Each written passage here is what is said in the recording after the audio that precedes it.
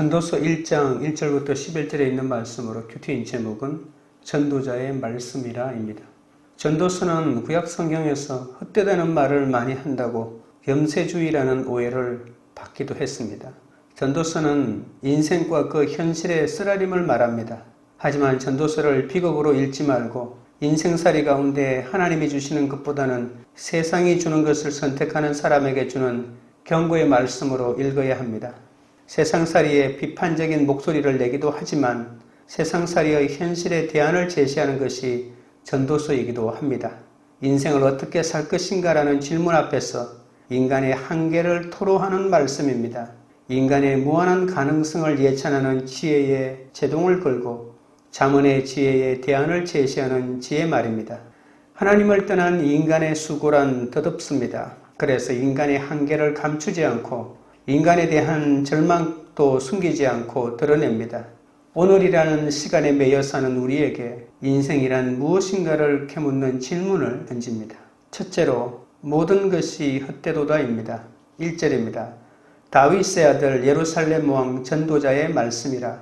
전도서는 인생길을 알려주는 길잡이 역할을 합니다. 그와 마찬가지로 전도서 1장 1절은 전도서 안에 수록된 말씀을 바로 새겨주는 역할을 하기도 합니다. 그런데 1절은 전도서 저자가 실명으로 나오지 않습니다. 교회는 전통적으로 이 사람이 솔로몬이라고 생각합니다. 그러나 전도서 본문에는 솔로몬이라는 이름이 나오지 않습니다. 전도서는 모세나 다윗이 가르치는 말씀이 아니라 그냥 전도자라고 불리는 자가 토로하는 고백입니다. 전도자는 원어로 코헬렛이라고 합니다. 모으는 사람이란 뜻입니다. 전도자는 자신의 관점에 따라 필요한 모든 자료를 수집하고 관찰하고 연구한 결과를 체계적으로 정리한 연구자라고 볼 수 있습니다. 전도자가 솔로몬인지 아닌지는 그렇게 중요하지 않습니다. 전도자는 세상을 온전히 볼 수 있는 자격을 갖추었고 탁월한 지혜의 교사라고 볼 수 있는 것이죠. 2절 3절입니다. 전도자가 이르되 헛되고 헛되며 헛되고 헛되니 모든 것이 헛되도다. 해 아래에서 수고하는 모든 수고가 사람에게 무엇이 유익한가? 2절은 전도서의 주제라고 할 만큼 유명한 구절이죠. 세상의 모든 것이 헛되기에 해 아래에서 사람이 하는 모든 수고가 무익하다고 합니다. 한 절에서 헛되다는 표현을 5번이나 사용할 정도로 모든 사람이 자신의 능력과 계획대로 살 수 없고 허무함을 직면한다는 것을 강조합니다. 그러나 모든 것이 헛되도다라고 하는 말을 우리를 당혹스럽게 합니다. 전도서의 첫 서두뿐만이 아니라 전도서가 끝날 때까지 헛되다는 말이 계속 메아리칩니다. 글의 마디와 문장의 매듭마다 헛되다는 소리가 후렴구처럼 따라 나오죠. 헛되다는 히브리어로 헤벨이라고 합니다. 헤벨은 숨, 바람, 수증기, 연기를 뜻합니다. 결국 이 단어는 공허하고 무의미하고 비어있고 불합리하고 생각해볼 가치도 없다는 그런 뜻으로 사용되죠. 구약 성경에 헤벨은 73번 정도 나오는데 거짓과 덧없는 행동을 나타내고 있습니다. 특히 우상을 가리키는 말로 13번이나 사용되었죠. 헤벨이 전도서에서만 38번이나 압도적으로 사용됩니다. 전도서에서 헤벨은 바람을 잡는 것과 같다는 말로 많이 사용됩니다. 바람을 잡는다라고 하는 말은 바람을 먹고 산다는 말입니다. 아무리 배가 고파도 바람을 먹는다고 배가 부르진 않습니다. 헤벨은 인간의 마음 깊은 곳에 자리 잡은 욕구나 기대와는 반대로 무기력한 인생을 가장 인상적으로 호소하는 상황에서 사용되죠.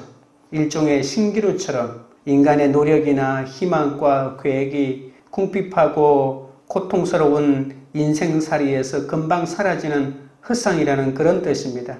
인간은 아무리 노력해도 자신을 스스로 안전하게 보호할 수 없고 신그루에서 물을 얻을 수 없는 것과 같습니다. 인간은 절대 자신의 운명을 조절할 수 없다는 말입니다. 그럼 왜 전도자는 전도서의 첫 소절부터 헛되다고 외치고 있을까요?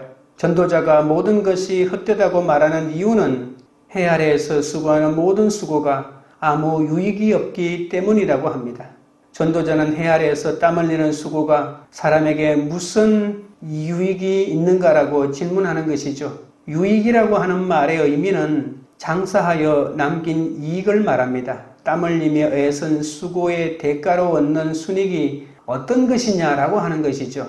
벌어지는 인생살이에서 얻게 되는 이익이 어떤 것인지 아무리 손익계산서를 따져보아도 남는 것은 아무것도 없다고 합니다. 지금 전도자는 해 아래에서 일어나는 모든 일에 관심이 많죠. 해 아래에서라고 하는 말은 시간의 제약 속에서 하는 현 세상을 가리킵니다. 또한 해 아래에서는 해의 통제를 받는 세상을 뜻하죠. 하나님 없이 해만을 따라가며 사는 세상을 말한다는 겁니다. 해를 지으신 하나님을 따라가는 삶이 아니라 하나님이 지으신 해를 따라가며 사는 삶을 말합니다. 그러니까 하나님 없이 세상의 시공간만 붙들고 살다 보면 아무리 애를 써보아도 세상살이란 결국은 허망할 뿐이 나는 것이 전도자가 하고자 하는 말입니다. 사람들의 세상살이가 현상에만 매달려 있습니다. 세상에서 아무리 수고하여도 그것은 결국 헛된 것으로 그치고 맙니다. 이것은 실체가 아니고 그림자인데 그 그림자가 진짜 모습인 줄 알고 따라가고 있는 것이죠. 그래서 해 아래에서 벌어지는 그림자만을 관찰하고 본질을 잃어버리고 살기 때문에 결국은 남는 것이 없는 인생이 되는 거죠. 죄인된 인간은 일평생 수고하다가 흙으로 돌아가고 맙니다. 하나님을 떠난 인간의 삶은 아무것도 남지 않는 흠으로 끝날 뿐이죠. 인생의 진정한 가치와 만족은 오직 나를 죄에서 구속하신 하나님 안에서만 찾을 수 있습니다. 적용 질문 드립니다. 내가 믿음보다 내 힘과 열심으로 수고하여 애쓰는 것은 무엇입니까?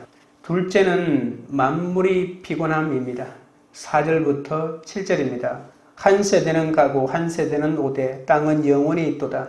해는 뜨고 해는 쥐되 그 떴던 곳으로 다시 돌아가고 바람은 남으로 불다가 북으로 돌아가며 이리 돌며 저리 돌아 바람은 그 불던 곳으로 돌아가고 모든 강물은 다 바다로 흐르되 바다를 채우지 못하며 강물은 어느 곳으로 흐르든지 그리로 연하여 흐르느니라. 전도자는 해 아래에서 수고하는 수고가 사람에게 무엇이 유익한지 답변합니다. 자연세계의 대표적인 해와 바람과 강과 바다를 살펴보죠. 전도자 눈에 비친 자연의 현상은 담조롭기 그지없습니다. 해가 뜨고 해가 지지만 결국은 제자리로 돌아가고 바람이 남으로 불다가 북으로 부는 것 같지만 결국은 제자리로 돌아가고 강물은 늘 흐르는 것 같지만 언제나 바다를 채우지 못한다고 합니다. 인생살이에서 얻는 이익이 무엇인지 설명하면서 자연과 사람들의 경험에서 그 해답을 찾아보았지만 그 결과는 뻔하다는 것이죠.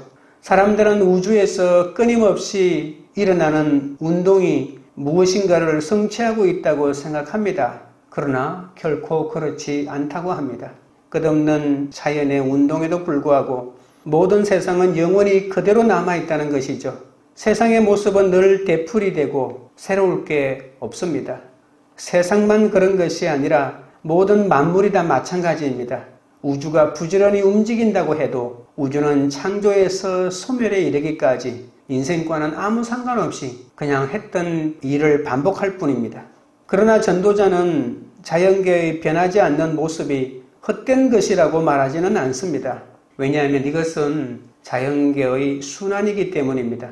시편 104편이나 그리고 욥기 38장에서부터 41장까지는 자연의 순환이 하나님의 위대한 능력이라고 노래하지만 전도자는 지루하게 반복되는 시계처럼 끊임없이 돌아가는 텅 빈 우주를 어떻게 보면 불평하는 것처럼 보이기도 합니다.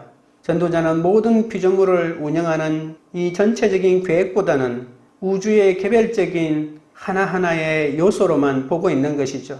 예를 들면 태양 주위를 행성들이 타원형으로 돌고 있지만 서로 만나지도 않고 돌기만 하는 것 같아 갇혀 있는 것처럼 보고 있다는 말입니다. 그러나 한 가지 알아야 할 것이 있습니다. 해가 떴다 져서 제자리로 돌아가고 바람이 불고 제자리로 돌아가며 강물이 흐르고 제자리로 돌아가는 똑같은 운동을 되풀이하고 있지만 자연은 각자의 수고를 무언가를 남기기 위한, 그러니까 어떤 이득을 위해서 일하고 있지는 않다는 것이죠.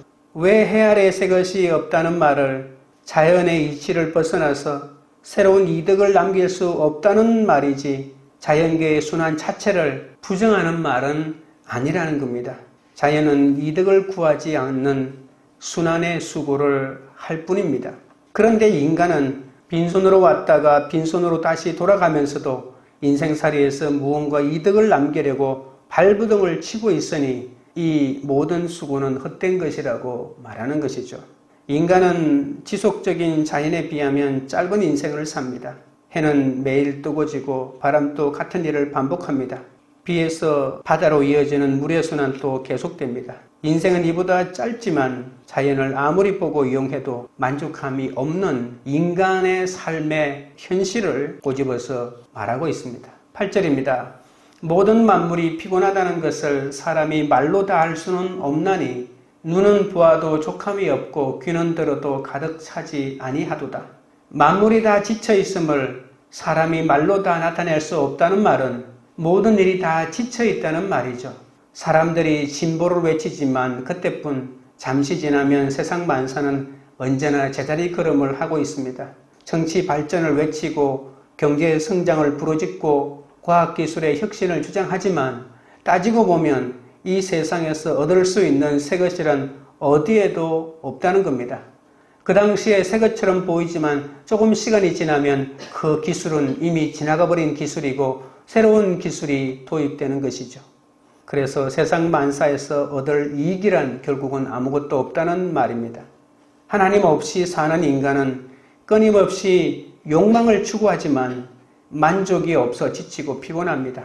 이와 같은 존재의 공고함에서 나를 건지실 분은 오직 예수 그리스도 뿐입니다. 적용 질문 드립니다. 내가 피곤한데도 욕망을 채우고자 끊임없이 추구하는 것은 무엇입니까? 셋째는 기억됨이 없으리라입니다. 9절입니다. 이미 있던 것이 후에 다시 있겠고 이미 한 일을 후에 다시 할지라 해 아래에는 새 것이 없나니. 전도자는 미래가 과거의 반복이고 해 아래에 새 것이 없음을 강조합니다. 지금의 새로운 것조차 오래전 세대에 있었다는 것이죠. 인간이 경험하는 것은 지루하고 절대 만족을 느낄 수 없습니다. 전도자는 자연에서 역사로 관점을 돌려서 역사의 무의미함을 말하고 있습니다. 역사는 땅과 같이 변하는 듯하지만 변하는 것은 아무것도 없습니다. 과거나 미래 사이에 뚜렷한 차이점이 없고 역사는 진보하는 것 같지만 그러나 자세히 들여다보면 아무 차이가 없다는 것입니다. 그러니까 미래는 과거를 끊임없이 그대로 반복할 뿐입니다. 어제나 오늘이라 변함없는 것이 역사라는 겁니다. 무언가를 이룰지라도 시간이 지나면 잊히고 맙니다. 새로운 세대는 그 사실을 알면서도 또다시 헛된 수고를 반복하여 무익한 것을 얻고자 애를 쓰고 발부둥을 치지만 인간은 유한한 존재이고 덧없는 인생을 살아갈 뿐이라고 전도자가 말하고 있습니다. 10절부터 11절입니다. 무엇을 가리켜 이르기를 보라 이것이 새 것이라 할 것이 있으랴 우리가 있기 오래전 세대들에도 이미 있었느니라. 이전 세대들이 기억됨이 없으니 장차 세대도 그 후 세대들과 함께 기억됨이 없으리라. 전도서 1장 4절부터 11절에서 전도자가 문제 삼는 것은 사람은 오고 가지만 사람살이의 터전인 땅은 그 자리에 영원히 있다는 것이죠. 땅은 그대로 있지만 그 땅에 왔다 갔다 하는 사람은 한 세대만 지나면 다 잊히고 맙니다. 헛된 것보다 더 헛된 것은 사람을 위해서 만들어졌던 땅은 여전히 그 자리에 있는데 땅의 주인이라고 자부하는 사람은 어느 날 갑자기 흙으로 사라져 버리고 마는 것이죠. 사람은 나서 살다가 죽지만 자연계는 그냥 그대로 버티고 있다는 사실이 전도자의 마음을 고통스럽게 하고 있습니다. 사람은 살다가 죽게 되지만 왜 땅과 땅에 자리 잡고 있는 세상은 그대로 그 자리에 버티고 있는 것일까요? 전도자는 새로운 것도 없고 영원한 것도 없고 가치 있는 것은 더군다나 없다고 말합니다. 그런데 이 진단이 하나님께서 창조하신 모든 것이 새롭다는 구약의 사상과 전혀 맞지 않아서 우리를 당혹스럽게 합니다. 원래 구약 성경은 인생살이를, 세상살이를 전도자처럼 헛되다고 보지 않습니다. 구약의 창조신앙은 인생살이를 아주 적극적으로 설명합니다. 전도서처럼 인생을 부정적이고 회의적으로 대하는 것은 성경의 본래 의도가 아니죠. 창세기 1장은 사람을 하나님의 형상을 지닌 존재라고 소개하지 않습니까? 사람은 하나님의 작품입니다. 하나님이 사람을 지으시고 사람을 향하여 생육하고 번성하여 땅에 충만하라고 소위 말하는 문화명령을 내리지 않았습니까? 이 문화명령에는 사람이 일구어내는 문화와 문명과 일과 노동에 대한 긍정적인 신념이 담겨 있습니다. 그렇다면 전도자는 도대체 무슨 근거로 전도서 1장의 첫 단락에서부터 인생살이의 모든 것이 다 덧없다고 외치게 된 것일까요? 무슨 까닭으로 세상살이란 모두 다 헛되어 바람을 잡는 것이라고 말하는 것일까요? 앞으로 전도자는 전도서에서 이 질문의 답을 하나씩 해나갈 것입니다. 인생에 새 것은 없으며 오래전 일이 끝없이 반복되고 헛된 것은 인간의 끝없는 욕망 때문에 하나님과 멀어진 결과입니다. 로마서 8장 20절에는 피조물이 허무한 데에 굴복했다고 진단합니다. 바울이 말하는 이 허무가 전도서에서 말하는 헛되다는 말과 같은 말입니다. 이것이 인간의 실체입니다. 이런 실체를 깨달으면 하나님과 바른 생명의 관계를 성립할 수가 있는 것이죠. 다윗은 목동 시절에 양을 돌보다가 여러 번 맹수의 공격에서 공포와 두려움을 경험한 적이 있습니다. 그리고 13년 동안이나 바울왕의 집요한 추적을 피해 다니면서 죽음의 위험과 함께 말할 수 없는 고독을 광야 생활에서 경험하였습니다. 또한 다윗은 아들 압살롬의 반역에서 인생이 도대체 무엇인지 깊은 허물을 경험하지 않았을까요? 다윗은 이 기나긴 고통의 삶 속에서 존재의 결핍은 말할 것도 없고 좌절과 실망을 느꼈을 것입니다. 이것은 다윗의 문제만이 아닙니다.